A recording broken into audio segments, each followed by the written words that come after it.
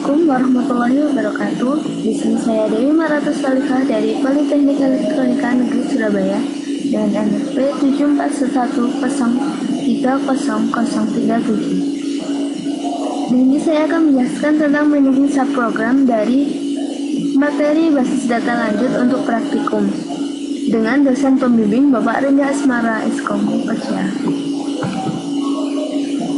Tujuan, setelah menyelesaikan pembelajaran ini, diharapkan mahasiswa dapat menguasai materi, meliputi membedakan antara sistem privilege dengan objek privilege, membedakan antara hak invoker dengan definer, mengidentifikasi tampilan pada data dictionary untuk mengatur objek yang disimpan, kemudian mendeskripsikan bagaimana mendebug subprogram dengan menggunakan DBMS output package. Required privilege atau hak akses yang diperlukan. Nah, di sini dapat kita lihat untuk DBA grant pada sistem privilege di sini dapat create any procedure, kemudian alter, drop, execute. Sementara untuk owner grant pada object privilege terdapat execute. Untuk dapat merujuk dan mengakses objek dari skema pada sebuah subprogram yang berbeda, Anda harus diizinkan mengakses pada objek yang ditunjuk secara eksplisit, tidak melalui peran. Kemudian granting access to data atau memberikan akses ke data. Di sini terdapat direct access dan indirect access. Pada direct access terdapat grant select on employees to scope yang merupakan grant success. Di sini terdapat pengguna scope, kemudian pada tabel employees. Kemudian pada indirect access terdapat grant execute on query EMP, kemudian to green. Nah, kemudian grant success. Nah, pada green di sini melakukan tadi untuk scope query EMP dan memilih dari tabel employee dengan pengguna scope. Ya, prosedur execute di sini dengan hak akses dari owner merupakan default.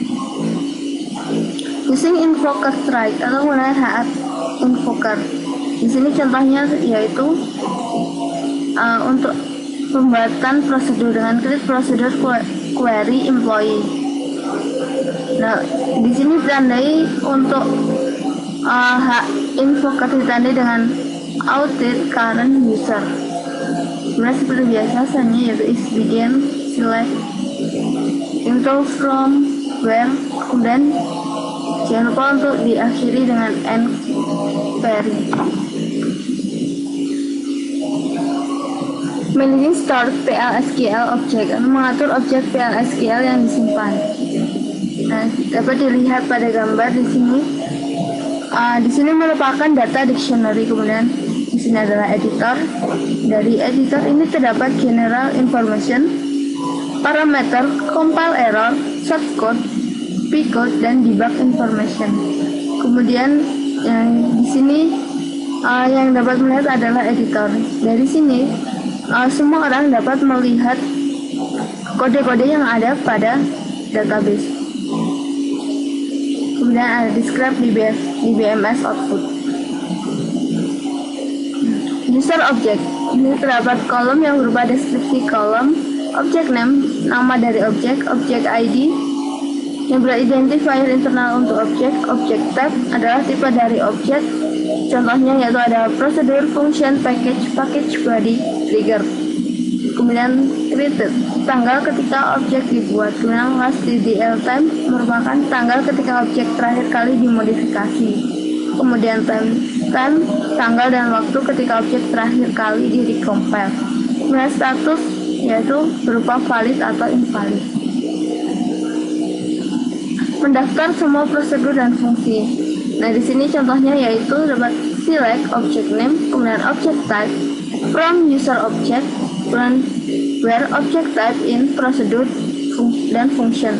Setelah itu order by object name. Nah, maka hasilnya dapat dilihat di sini.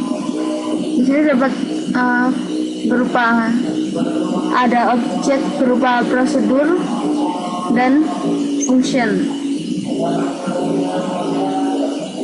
Kemudian tampilan data dictionary user source, yaitu ada hampir sama. Di sini dapat kolom, nama, type, line, dan teks.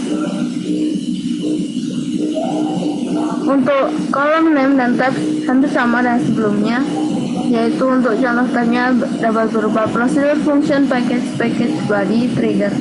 Dan line yaitu berisi berupa baris nomor dari source code di mana error terjadi. Kemudian teks adalah teks dari pesan error. Nah, di sini adalah contoh untuk mendaftar kode dari prosedur dan fungsi.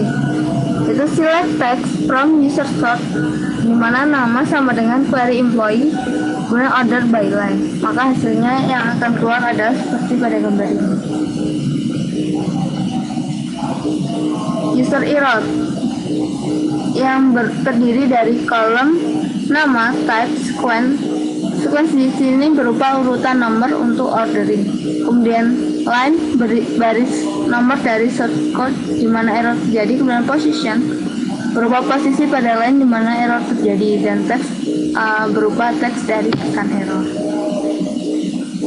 Nah, di sini ada mendeteksi kompilasi error.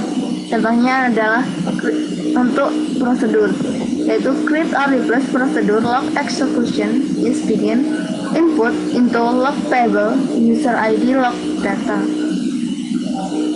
log date various user sysdate end. Maka akan muncul warning procedure with compilation error. Nah, di sini terdapat kesalahan pada penulisan untuk di sini. Perlu mendaftarkan kompilasi error dengan menggunakan user error, yaitu select line, line, kemudian slash, line position post text from user error, where name sama dengan log execution, kemudian order by line. Maka hasilnya yang muncul adalah seperti di bawah. Mendaftarkan kompilasi error dengan menggunakan show error.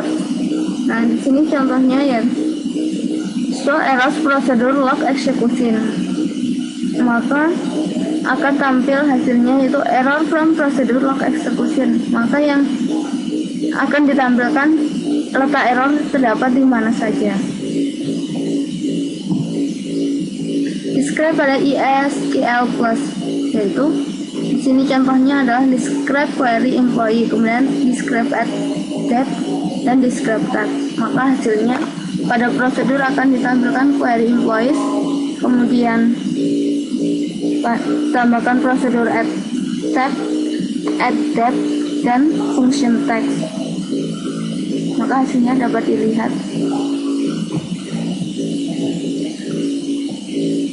Kemudian mendebug unit program PLSQL package dari DBMS output, yaitu berupa mengakumulasikan informasi ke dalam buffer, kemudian mengizinkan pemanggilan informasi dari buffer.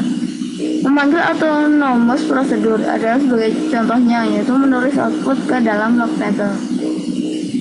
Software yang menggunakan DBMS debug adalah prosedur builder dan third party debugging software. Nah, ini adalah rangkuman dari materi-materi yang disampaikan sebelumnya, dimana ini adalah user, kemudian melakukan untuk privilege adalah green, kemudian di sini ada source code, P-code, dan compile error. Di compile kemudian dapat dilihat pada user source, dan untuk compile error dapat dilihat dengan menggunakan user error.